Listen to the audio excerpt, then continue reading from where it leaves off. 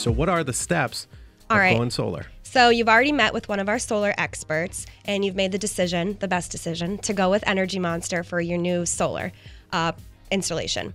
So most customers want to know what the next step is. So we've signed the contract. After you sign a contract, it's going to come back to the office, and I'm going to give you a call to get a site inspection scheduled.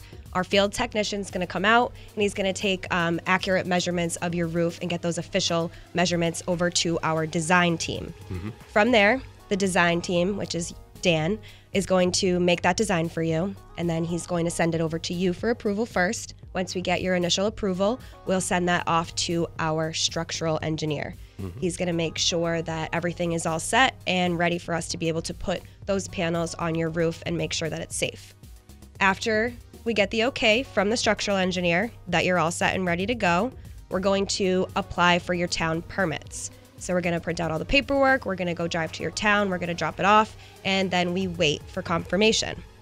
Once we finally get that permit approved by your town, I'll be able to give you a call and get you on the schedule for your installation date, for the day that the guys are actually going to come out and put the panels on your roof. From there, we're going to complete your install. So we'll come, usually a typical roof would only take about 1 to 2 days for the guys to get up there and get everything complete for you.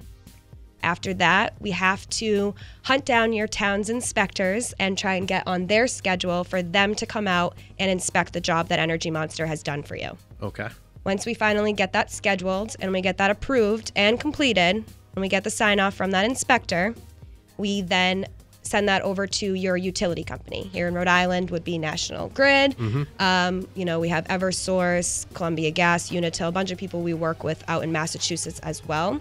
Let me ask you a question, Courtney. Yep. What about net metering? What does that mean, and how does it work? So once we got that inspection from the town, we're going to come and we're going to send it to the utilities. Utilities are going to come out, and they're going to give you that approval for your solar system. Everything's all set, and they're going to swap your meter. Got you. So then you're going to have capabilities for net metering, which means that your meter can go both ways. You're going to see it go clockwise and counterclockwise, so you can record what you actually overproduce on your system. Wow, so your meter can literally go backwards.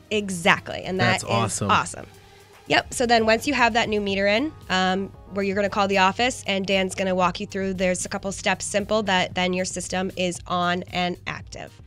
And that from start to finish, from the signed contract to that system active, is the entire solar process with Energy Monster. Again, this is for a typical solar system. And how long does that normally take, Courtney?